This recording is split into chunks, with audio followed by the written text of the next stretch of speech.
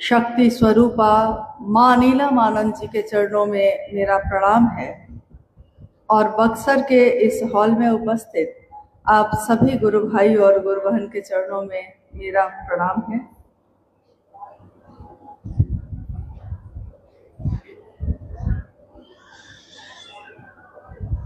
जैसा कि आपने सुना है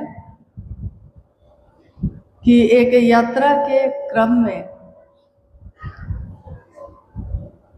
बक्सर में रुकने का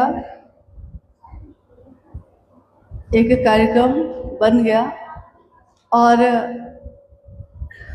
जब रुकने का बन गया तो मिलने का भी बन गया, तो एक मुलाकात हो जाए।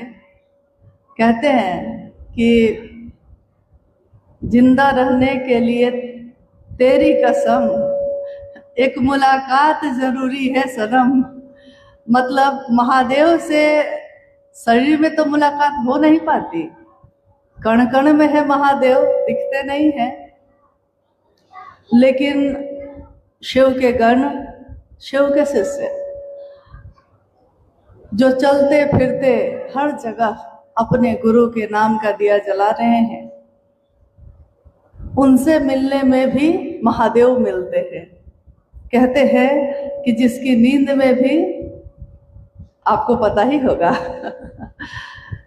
ऋषिकेश में बक्सर के गुरु भाई गुरुबानों के द्वारा अथक मेहनत के बाद एक संगोष्ठी का आयोजन हुआ और वहाँ के हॉल में शिव चर्चा के क्रम में साहब श्री ने कहा कि ऋषि किसको कहते हैं जानते हैं आप? ऋषि उसको कहते हैं जिसकी नींद में भी शिव अवस्थित है। नींद में भी कौन होता है? कौन है जो हर पल हर क्षण जगे हुए में भी सोए हुए में भी मेरे मन में वही बस गया है। महादेव शिव गुरु के रूप में आज मेरे और आपके गुरु हैं। लेकिन भारत देश के इतिहास में प्राचीनतम समय से शिव की अवधारणा अलग अलग व्यक्तियों के द्वारा अलग अलग तरीके से सामने आई। दुनिया में रहने वाले लोगों ने महादेव के जिस स्वरूप का दर्शन किया, महादेव को उसी नाम से पुकारने लगा। जब कोई घर नहीं बना था, जब कुछ भी ऐसा संसार नहीं बना था जिसमें आज हम आप रहते हैं, जिस तरह हम आप खाते हैं, जंगलों में रहने वाले लोग, पहाड़ों में रहने वाले लोग, जब बिजली चमकती थी और झंझावात या तूफान आता था तो उसमें उन्होंने शिव का ही दर्शन किया और उस समय शिव को रुद्र कह के पुकारा। शिव के अनेक रूप हैं, महादेव के जिस तरह आपके भी अनेक रूप हैं, मेरे भी अनेक रूप हैं। है तो एक ही सत्ता, लेकिन उसके अलग अलग रूप हैं। तो स्वाभाविक है कि जिसने जैसा जाना। इसीलिए शिव को समग्र स्वरूप में, यानी पूरा का पूरा जो वो शिव है, ये कोई नहीं जान सका, ये संभव भी नहीं है। जब आपको और हमको कोई पूरा नहीं जान सकता, तो उस परम सत्ता महादेव को पूरा का पूरा जानना या इसकी कोशिश भी करना निरर्थक है, व्यर्थ है।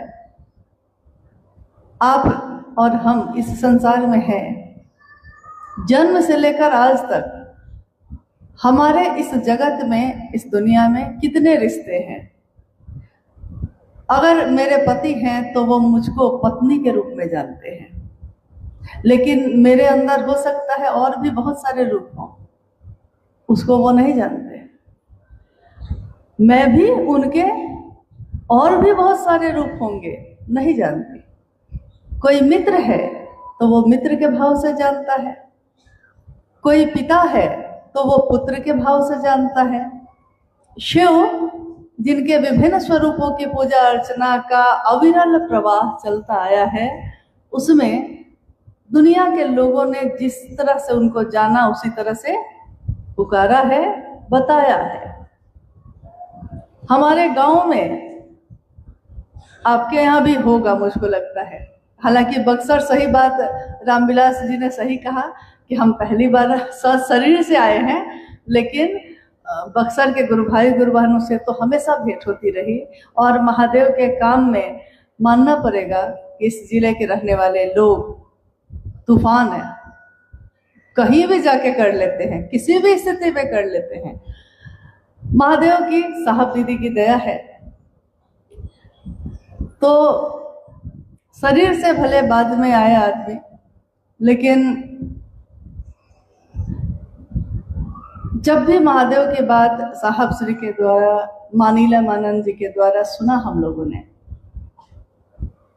तो जैसे उनकी हर बात सीधे व्यक्ति के, जो सामने बैठ के सुन रहा है, उसके मन में उतरती चली जाती है, मन में। तो कहा जाता है कि अभी जैसे एक गाना बज रहा था, गुरु भाई एक भजन गा रहे थे, टेलीफोनवे पे शिव गुरु के चर्चा हो खला। तो मुझको लगा कि देखिए, हम किसी बात में दिमाग नहीं लगाते।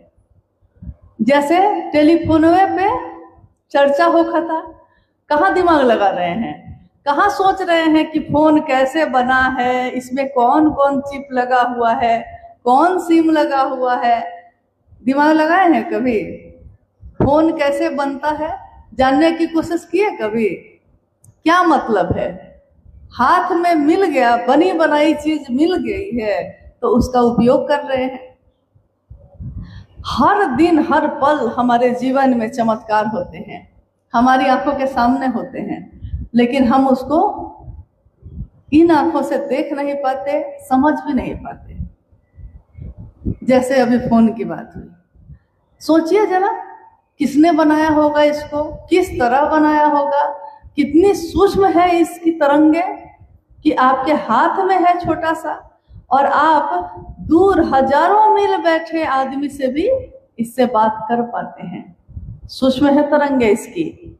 मोबाइल की तरंगे आपको दिखाई नहीं दे रही हैं, लेकिन हाथ में है आपके, उपयोग कर रहे हैं आप। और आप इसके पीछे भी नहीं जाते कि कौन बनाया, कैसे बनाया, इसके बारे में जानना है हमको, सीखना है हमको, नहीं जानते।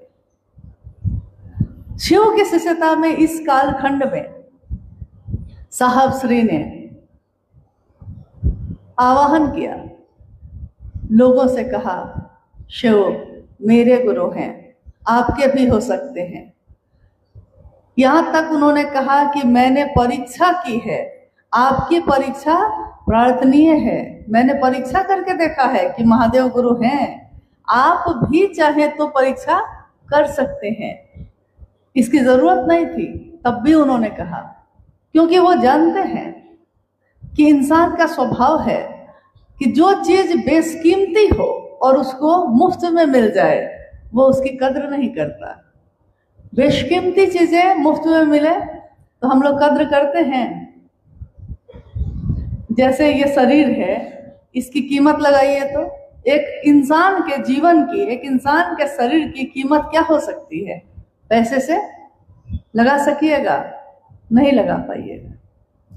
कहते हैं ना, तन मन और धन, तन की कीमत नहीं लगाई जा सकती, बेशकीमती है वो।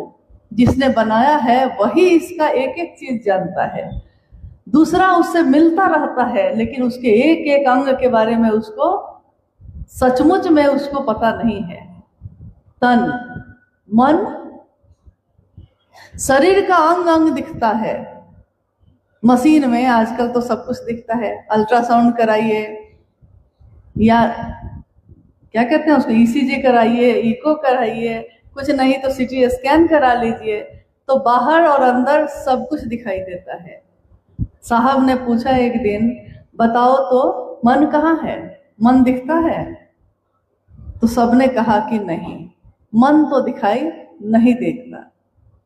और उन्होंने कहा उस समय कि जो बेशकीमती चीजें होती हैं, जिसकी कीमत नहीं लगा सकते आप, वो कहाँ दिखाई देती है आपको? तो न तन की कीमत लगा सकते हैं, न मन की कीमत लगा सकते हैं, लेकिन धन पे जाके हम लोग का मन रुक जाता है, क्योंकि उसकी कीमत है। आश्चर्य की बात यह है कि इंसान, हम और आप धरती पे हैं, जीते हैं, रोज रोज उस पैसे का उपयोग करते हैं अपने जीवन को चलाने के लिए, भोजन करने के लिए, तन ढकने के लिए, या जरूरी जो भी चीजें हैं सबके लिए। लेकिन वो धन हमारे ऊपर कितना भारी होता है और तन और मन कितना हल्का होता है, ये तो आप भी रोज समझते होंगे। एक बार एक घटना हुई कि एक गुरु जी के यहाँ लोग दीक्षा लेने जा रहे थे। शरीरधारी गुरु हैं तो दीक्षा लेने जाएंगे। उसके शिष्य बाहर खड़े थे। पहले ही लोगों को, जो लोग आ रहे थे उन लोगों को पहले ही समझा देते थे कि देखिए अभी गुरु जी के पास जाना है और जाने के बाद कहिएगा गुरु जी पूछेंगे आपसे, बोलो तन किसका है, तो क्या क्या कहना है, गुरु जी आपका। मन किसका है, तो कहना है गुरु जी आपका। धन किसका है, तो कहना है गुरु जी आपका। तो सब कोई जा रहे थे, ऐसे ही बोलते थे, गुरु जी मंत्र कान में बोलते थे, फिर दीक्षा हो गई, चले गए। एक महिला आई, उनको भी शिष्यों ने यही समझाया, वो अंदर गई। गुरु ने पूछा, बोल तेरा तन किसका है, तो उसने कहा कि जी गुरु जी आपका, पूरा समर्पण के साथ कहा, जी आपका। मन किसका है, मैं गुरु हूँ, मन किसका है तेरा, तो गुरु जी आपका। और जैसे ही गुरु जी ने कहा कि बोल धन किसका है, तब वो घबरा गई, बोली नहीं नहीं गुरु जी तो बहुत मेहनत से जमा किए हैं, ये तो नहीं दे सकेंगे। जिसकी कीमत नहीं लगाई जा सकती, क्योंकि हम इंसान ये समझ ही नहीं पाते कि तन और मन की क्या अहमियत है। धन की अहमियत समझते हैं, किसी भी रिश्ते में हम लोग तन मन धन तीनों लगाते हैं। जब अपने महादेव के काम के लिए बात होती है तो बहुत सोचते हैं, सोचने लगते हैं, जबकि साहब श्री ने अपने आचरण से सिखाया है। गुरु आचार्येंद्र होते हैं, महादेव गुरु हैं तो महादेव भी अपने आचरण से सिखाते हैं, और शिव का शिष्य भी अपने आचरण से सिखाता है। साहब ने अपने जीवन में, आप सब में से ज़्यादातर लोग पुराने हैं, कुछ तो ऐसे हैं जब मैं शिव शिष्य बनी भी नहीं थी, उस समय से पहले से है, तो काफ़ी चीज़ें उन्होंने मुझसे भी ज़्यादा सुनी होंगी, जानी होंगी। और वो सारे गुरु भाई गुरु बहन सचमुच में प्रणम्य हैं, क्योंकि उन्होंने उस समय साहब दीदी का साथ दिया जब हम और आप नहीं थे। इसलिए वैसे गुरु भाइयों को हमारा मन नमन करता है, सम्मान करता है कि उन्होंने उस समय साथ दिया जब धूप कड़ी थी, तप रही थी और कहीं छांव नहीं थी। इसीलिए साहब ने जब बुलाया ऐसे लोगों को, तो उसमें बैनर में लिखा गया था उस दिन कि पाँव सूखे हुए पत्तों पर अदब से रखना, धूप में मांगी थी तुमने पनाह इनसे कभी, आज शिव शिष्यता विस्तार पा रही है, करोड़ों की संख्या में लोग हैं, प्रति पल प्रति क्षण प्रतिदिन संख्या गुणात्मक बढ़ती जा रही है। यानी हर जगह अगर एक व्यक्ति भी रोज शिव के शिष्य के रूप में किसी का जुड़ाव करता होगा, तो कल्पना करिए कि शिव के शिष्यता का विस्तार किस गति से हो रहा है, जो हम समझ नहीं पा रहे हैं अपनी जगह पे बैठे बैठे। तो गति तो बहुत तेज है, लेकिन इस काम में भी सामूहिक प्रयास की जरूरत है। एक दो व्यक्ति के करने से ये काम संभव नहीं होगा। ये एक बैठक है, संगोष्ठी है, तो मेरा निवेदन होगा कि अगर आपके मन में कोई ऐसी बात हो, हालांकि हम लोग बहुत कुछ जानते हैं ऐसा नहीं है, जितना भर जानते हैं उतना क्यों ना कहें, जो साहब दीदी ने दिया है उसको क्यों ना बांटें। एक शिव की रचना, एक बरगद का पेड़ भी एक बिया होता है, एक पेड़ होता है उसमें, लेकिन वो अपने जीवन से जाते जाते असंख्य बीजों को पैदा करता है। शिव की हर रचना देती है, जितना उसको शिव से मिला है उससे 10 गुना ज्यादा देती है, चाहे वो कुछ भी हो, कोई रचना। इंसान के रूप में हमने आपने ये सौभाग्य पाया कि हम में से असंख्य लोगों ने इन आंखों से शिव की ऊर्जा का संचरण जिस मानव तन पे हुआ है उस मानव तन को देखा है। इतिहास जब लिखा जाएगा तो लोग कहेंगे कैसे होंगे वो लोग जिन्होंने साहब और दीदी को देखा, सुना और उनसे सीखा है। क्या हम इसकी कद्र कर पा रहे हैं? क्योंकि ये बहुत महत्वपूर्ण है कि स्थापना तो शिव की होनी है, हमारी आपकी नहीं। हमारी आपकी हो ही जाएगी तो क्या मिल जाएगा हम लोगों को? कौन सी ऐसी चीज है जो आज नहीं मिल रही, जो लोग जब जान जाएंगे तो ज्यादा देने लगेंगे? लेकिन महादेव की स्थापना जब होगी किसी के दिल में तो स्थापना उसके दिल में होती है, लेकिन शिव भाव से भर जाता है हमारा दिल जब हम में से कोई किसी से बात करता है महादेव की और वो महादेव को अपना गुरु बना लेता है। घोषणा उसके नाम की होती है और फूल और कलियां मेरे मन में खिलने लगती हैं। देखिए क्या विधा दी है साहब ने, अद्भुत अप्रतिम शिव की शिष्यता है ये। किसी दूसरे को पहुंचाने जाते हैं खुद पहुंच जाते हैं, किसी और को समझाते हैं खुद समझ जाते हैं। बहुत सारी चीजें जो प्रतिदिन हम अपने जीवन में हर दिन प्रयोग करते हैं इसका, लेकिन कभी उस पर सोचते नहीं। शिव की चर्चा आज तक कालखंड में क्या, इतिहास में प्राचीन समय से लेकर आज तक शिव की चर्चा का प्रचलन कभी नहीं रहा। शिव कथा का रहा, भागवत कथा का रहा, रामायण कथा का रहा। शिव चर्चा ये शब्द पहली बार शिव के शिष्य ने इस कालखंड में जनमानस को दिया। कहा कि कोई साधना नहीं आती तब भी, कोई उपासना नहीं आती तब भी, मंत्रों का जप करते हैं और मन भटक जाता है तब भी, कुछ भी नहीं आता, लेकिन बात करने तो आती है आपको। गप तो करते ही आदमी, कोई थोड़ी देर तक चुप रहता है लेकिन थोड़ी देर होते होते उसको कुछ ना कुछ तो बोलना ही है। बस साहब ने यही कहा, विषय एक ले लो, चुन लो, बात तो करना ही है, गप तो करनी ही है। गप ही करनी है तो महादेव की करो, बात ही करनी है तो महादेव की करो, क्योंकि सबका के बारे में तो बात की तुमने, महादेव के लिए तो नहीं किया। हर वाक्य में उनके करोड़ों करोड़ों ज्ञान की धाराएं हैं, हम उसको समझ नहीं पा रहे। उन्होंने कहा कि शिव की दुनिया में आप रहते हैं, लेकिन क्या आपकी दुनिया में शिव रहता है? आज तक किसी ने किसी को यह समझ नहीं दी। सबने कहा महादेव तो भगवान है, बहुत ऊपर की सत्ता है, हम नहीं होंगे तो तुमको जोड़ेगा कौन, हम ना होंगे तो पूजा करेगा कौन, हम ना होंगे तो मंत्रों का जप करेगा कौन। और साहब श्री ने कहा कि जो अपना होता है उसके लिए जैसा आपको आता है आप खुद करते हैं। अपने बेटे के लिए टेढ़ी टेढ़ी रोटी भी अगर बेलते हैं तो आप खुद बेलते हैं।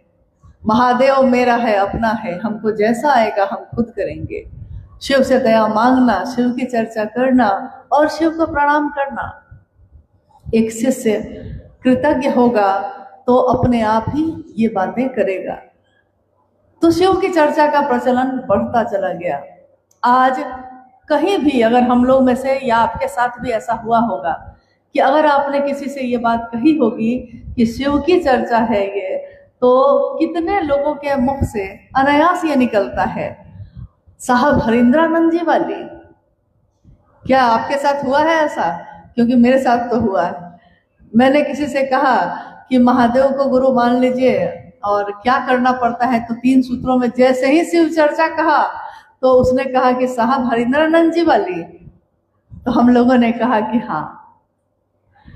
एक गुरु भाई हमारे किशनगंज के हैं, कन्हैया जी, बीमार हो गए एक बार, तो सिल्लीगुड़ी हॉस्पिटल में उनको ले जाया गया।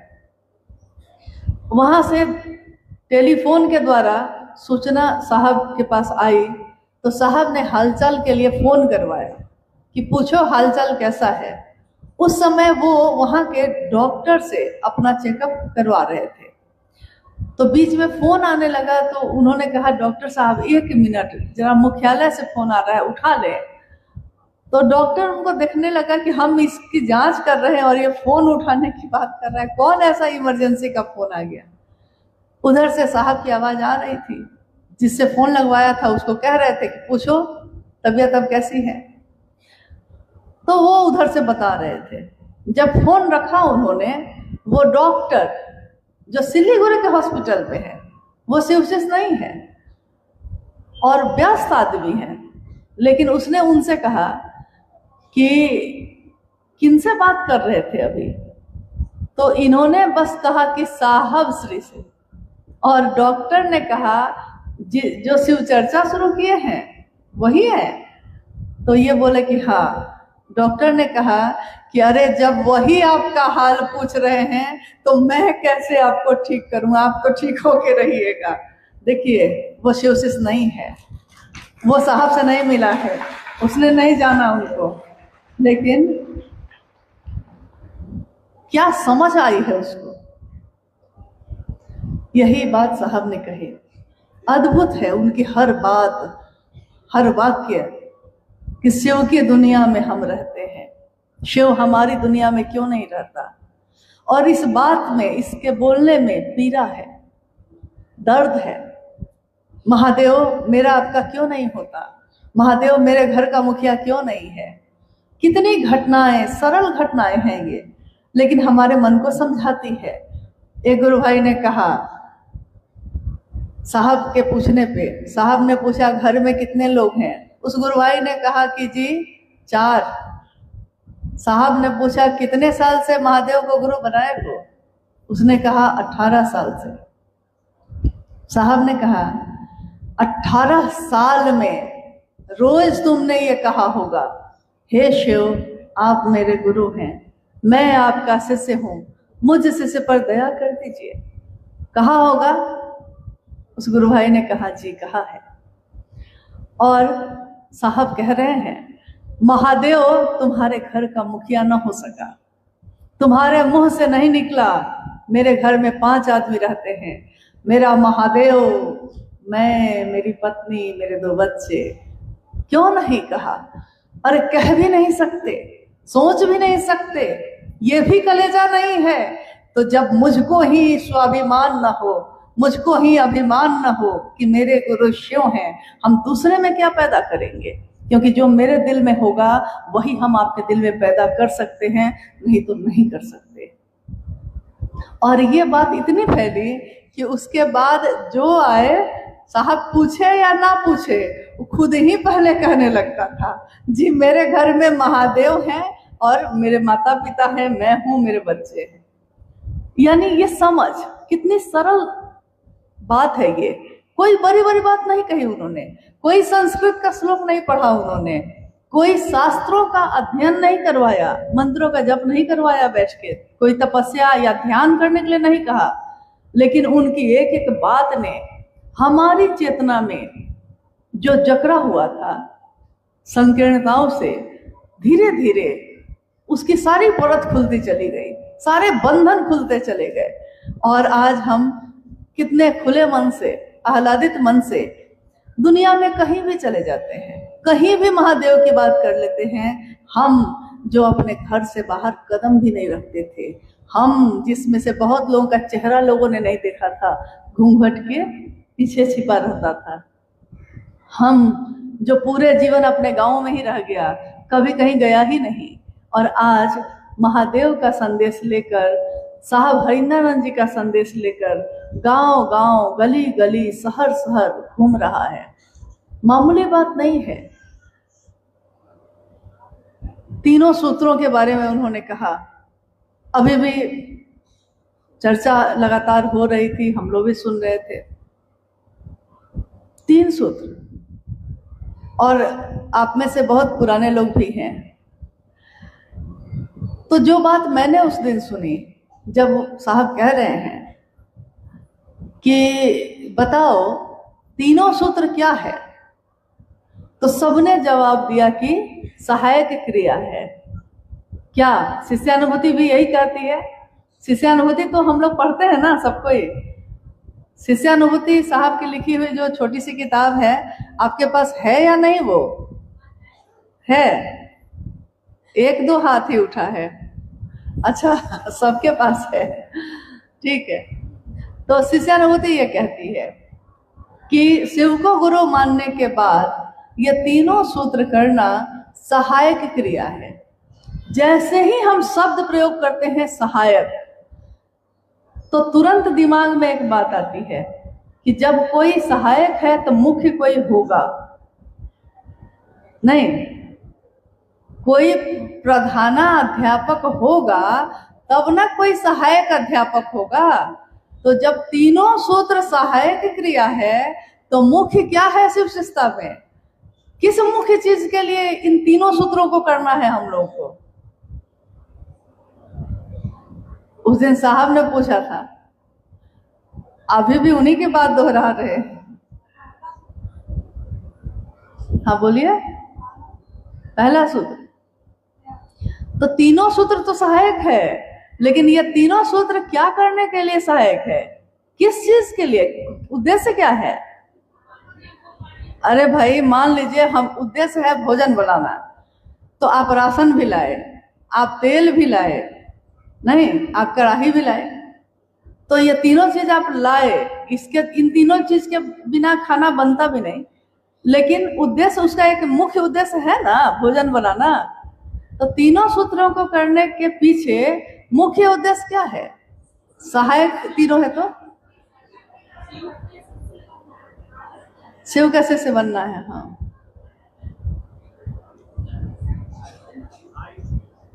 हाँ चलिए, सही में पुराने लोग हैं। अस्थाई शिष्य भाव शिष्यानुभूति में ही है। ये 1990 में छपी है ये किताब।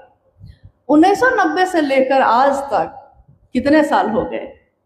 हम में से असंख्य लोगों ने इस किताब को अपने पॉकेट में रखा है, अपने घर में रखा है, अपने पूजा स्थल पर रखा है, पढ़ा भी है। साप्ताहिक चर्चाओं में ये पढ़ी जाती है। इसके हर वाक्य की व्याख्या होती है। इसमें अनेक वाक्य ऐसे हैं जिसके उस समय मुझको लगता है कि आपके यहाँ जब साहब सशरीर आए और कार्यक्रम हुआ होगा तो उस समय भी मंच पे जिज्ञासा में इसी के प्रश्न गए होंगे, क्योंकि उस समय सभी स्थानों पे ऐसा हो रहा था। एक ही चीज उसमें अनिवार्य है, शिष्यानुभूति में अनिवार्य, यानी ये होना ही होना होगा। अनिवार्य एक ही पंक्ति लिखी हुई है।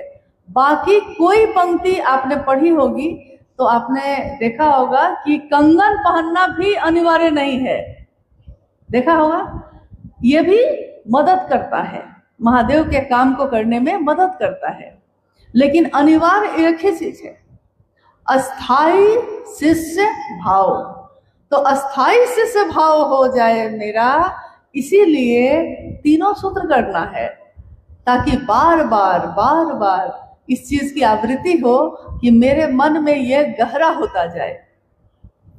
विचार में हम शिव को गुरु मानते हैं या हमने माना, विचार गहरे हुए मतलब मजबूत हुए, विचार गहरे हुए तो भाव बना, भाव भी गहरे हुए, विचार टूट सकता है, तुरंत टूटता है, भाव थोड़ी देर से टूटता है लेकिन टूटता वो भी है, टूट सकता है, संभावना है। लेकिन अगर भाव गहरे हो गए और प्रेम में परिणत हो गया, प्रेम में बदल गया, तो प्रेम बदलता है। प्रेम कभी बदलता देखा आपने? किसी को किसी इंसान से प्रेम हो जाए, किसी को लड़की से प्रेम हो जाए, पूरी जाति से निकाल दिया जाएगा, समाज से निकाल देते हैं लोग, हर बार छोड़ देते हैं, लेकिन कहते हैं कि सारी खुदाई एक तरफ हो जाती है, लेकिन उसको नहीं छोड़ता जिसको प्रेम करता है। यानी बाकी रिश्ते हल्के हो जाते हैं और जिससे प्रेम हुआ है उसका रिश्ता सबसे भारी हो जाता है। तो बार बार पहला सूत्र करना, दूसरा सूत्र करना, तीसरा सूत्र करना हमारे मन में शिष्य का भाव, क्योंकि तीसरे सूत्र में भी लिखा हुआ है शिष्यता के भावांतरण के लिए, यानी शिष्य के भाव में हम डूबे उतरे, इसके लिए। तो तीनों सूत्र करने के बाद अगर हमारा मन अब ठहर गया है, रुक गया है, अस्थायित्व आया है इसमें, अब आपको कोई कुछ भी समझाएगा तो आप बदलिएगा। क्योंकि जब किसी को अपना मान लेते हैं, किसी को अपने दिल में बसा लेते हैं, तो दुनिया चाहे कितना भी समझाए कि दूसरा भी अच्छा है, आप उसके तरफ देखिएगा भी नहीं। हम अपने बेटे का, बेटा अगर मेरा है तो हम अपने बेटे का सौदा नहीं करते, हम अपनों का सौदा, अपनों का व्यापार नहीं करते। महादेव मेरे गुरु हैं, मैं उनका शिष्य हूँ, ये बात जो साहब ने कही है, उन्होंने शिव का व्यापार नहीं किया और ये अपने आचरण से सिखाया। वो डिप्टी कलेक्टर के पोस्ट पे रहे, ज्वाइंट सेक्रेटरी कैबिनेट से रिटायर्ड करने वाले साहब श्री हरिदानंद जी, एक ईमानदार अफसर। जो शिव के लिए ईमानदार होगा वो दुनिया के लिए भी ईमानदार होगा। आज तक दुनिया में हम लोगों ने यही देखा कि अगर कोई भी व्यक्ति अध्यात्म के रास्ते पे मुड़ गया है तो फिर वो पूरी तरह उसी तरफ मुड़ जाता है, फिर वो अपनी गृहस्थी छोड़ देता है। अगर कोई साधु बन जाए, कोई सन्यासी बन जाए, यहाँ तक कि अपने पत्नी बच्चों को छोड़ देता है। या अगर कोई जगत के आकर्षण में डूब गया है, बहुत ज्यादा डूब गया है, तो फिर वो अध्यात्म के रास्ते पे नहीं मुड़ पाता। आप लाख उसको कहिएगा, वो कहेगा कि दीदी जाना चाहते थे लेकिन समय नहीं है, दुकान खुला हुआ है, जितने देर में जाएंगे 5 ग्राहक आके लौट जाएगा, नुकसान हो जाएगा। यानी अगर जगत का आकर्षण ज्यादा है तब भी उधर नहीं जाएगा। और शिवशेष साहब हरिदानंद जी के जीवन को जो हमने देखा है, उसमें क्या देखा है? उसमें एक तरफ देखा है कि वो शमशान साधना कर रहे हैं 12 साल की आयु से। आज इस कालखंड में जो घटित हुआ है, आज जो हमारी आपकी आंखों ने जिनको देखा है, उन्होंने अपने आचरण से ये दिखाया कि लौकिक और पारलौकिक, जगत और जगत से परे शिव के, दोनों का अद्भुत संतुलन कैसे होता है। जगत में रहे और जगत के हुए ही नहीं, शिव के होके रहे जगत में। साहब हरिदानंद जी 12 साल की आयु से शमशान साधना कर रहे हैं, कब्रिस्तान साधना कर रहे हैं, अनेक लोगों को अपना गुरु मान रहे हैं। लेकिन इसके साथ साथ वो बालक हरिदानंद जी स्कूल भी जा रहे हैं, पढ़ाई भी कर रहे हैं और एक के बाद एक क्लास पढ़ के आगे बढ़ भी रहे हैं। वही साहब हरिदानंद जी जो आपके ही आरा के गांगी शमशान में प्रतिदिन शाम की ट्रेन पकड़कर पटना से आ रहे हैं शमशान भूमि में, रात भर शमशान की साधना कर रहे हैं, सुबह की ट्रेन पकड़कर फिर से ट्रेन से पटना जा रहे हैं और दिन में कानून की पढ़ाई कर रहे हैं पटना लॉ कॉलेज से। क्या किसी साधु को ऐसा करते देखा है? क्या किसी गृहस्थ को ऐसा करते देखा है? नहीं, गड़बड़ा जाएगा। संतुलन करना उसके लिए संभव नहीं होगा, गड़बड़ाएगा, वो विक्षिप्त हो जाएगा, या फिर एक को पकड़ेगा दूसरा छूटेगा। लेकिन दोनों को एक समान लेकर चलना, ये अद्भुत बात है। फिर उनके पिता ने कहा विवाह करने को, वो विवाह के लिए भी तैयार है। अनमिला घर में आपने पढ़ा होगा इस घटना को कि जब उनके घर में विवाह का प्रस्ताव आया तो साहब ने हामी भर दी, क्योंकि उनको पता है कि गृहस्थ आश्रम आध्यात्मिक रास्ते में बाधक नहीं बनता, जबकि हम लोग को लगता है कि बाधक बनता है। लेकिन उन्होंने उस समय विवाह भी किया। उनके 3 संतान हुई, यानी एक पिता, एक पति और पूरे परिवार का निर्वहन भी करना है, उनको भोजन भी देना है। और उसी छोटे से घर में जब सन 1974 में उन्होंने शिव को गुरु बनाया, तो उसी छोटे से घर में कितने गुरु भाई गुरु बहन आते रहे और रहते रहे, खाते रहे। महादेव की चर्चा उनसे सुनते रहे और अपने अपने घरों को लौटकर महादेव का काम बढ़ाते भी रहे। आई थी उनके जीवन में मां नीलमानंद। मां नीलमानंद की ममता से यहाँ कोई वंचित नहीं है। उनके ममता के ऋण से कोई ऋण नहीं है, क्योंकि उन्होंने अपने लौकिक बच्चों के पेट को काट कर पारलौकिक बच्चों के पेट को भरा है। तब आज शिव शिष्टता में इतनी सुगंध है, इतना पोषण है उसमें। और उन्होंने कभी भेद नहीं किया। कहते हैं कि एक छोटे से घर में मां नीलमानंद जी ने एक विशाल परिवार की स्थापना की। यानी ये दर्शाता है कि जगह दिल में होनी चाहिए, घर का कोई मतलब नहीं है। जगह दिल में हो तो घर क्या, जगह तो बन ही जाती है। ये दोनों चीजें, एक तरफ संसार का परिवार भी चलता रहा, नौकरी भी चलती रही। हम में से बहुत लोग कहते हैं कि समय नहीं मिलता। साहब हरिंदर जी एक बिहार प्रशासनिक पदाधिकारी रहे। स्वाभाविक है, बड़े पद पे रहे, जिम्मेदारियां बड़ी थी। सुबह 10 बजे अगर ऑफिस शुरू हो रहा है, इसके लिए उनको 9 बजे घर से निकलना पड़ेगा। तो 9 बजे सुबह जब वो निकलते थे तो लौटते थे 6:30 पौने 7 तक। यानी उस समय से लेके 6 बजे तक कार्यालय से आते। सुबह में थोड़ी बात होती तो होती, फिर शाम में चर्चा होती, और रविवार को छुट्टी के दिन बाहर की यात्राएं होती। उसी में ये सारी यात्राएं होती रही उनकी। 2008 में वो रिटायर्ड हुए हैं और उसके बाद से पूरा समय फिर इसी काम में। लेकिन क्या 2008 से पहले तक शिव शिष्टता व्यापक हो नहीं गई थी? कम थी क्या? जबकि साहब तो हर जगह नहीं गए। उनकी बात को, उनके संदेश को लेकर लोग गए, गुरु भाई गए, गुरु बहन गए। किसकी ताकत काम कर रही थी?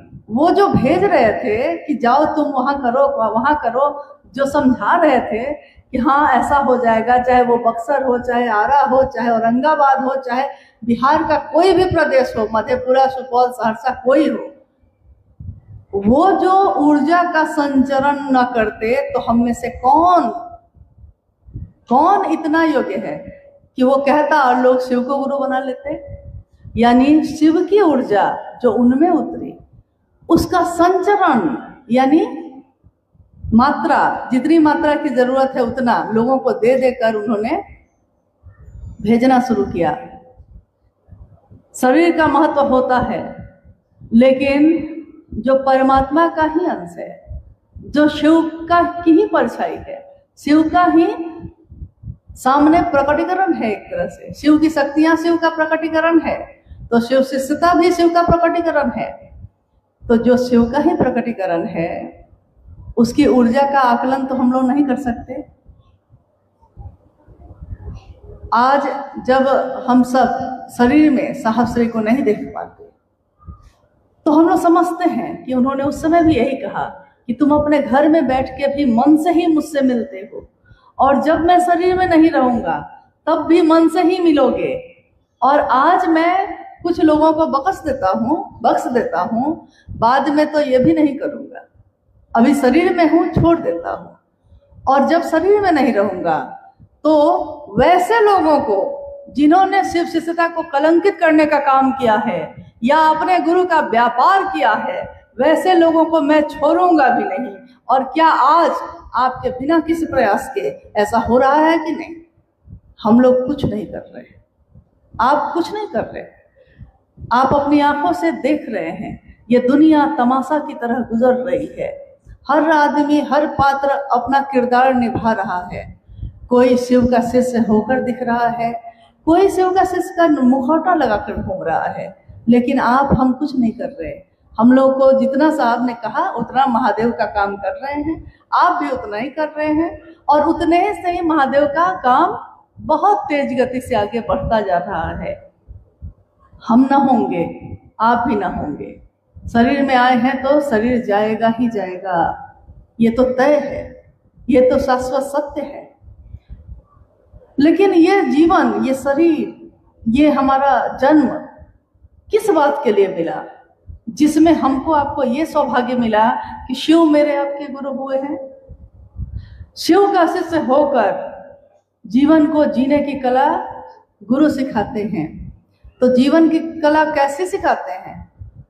एक जीवन होता है लकड़ी का, एक जीवन होता है कि एक बहुत बड़ी लकड़ी के टुकड़े को आप रख दीजिए, वो भींगा हुआ है, ठंड का समय है, भींगी हुई लकड़ी को आपने रखा है, पूरा पेड़ का टुकड़ा है, वो बहुत बड़ा है, और उसमें आग लगाया है, आग लग गई है, कुछ ना कुछ करके आग लगा दिया है, लग गई है, पूरी रात वो लकड़ी जल रही है। स्वाभाविक है, आग लग गई है, लेकिन कैसे जल रही होगी सोचिए तो जरा।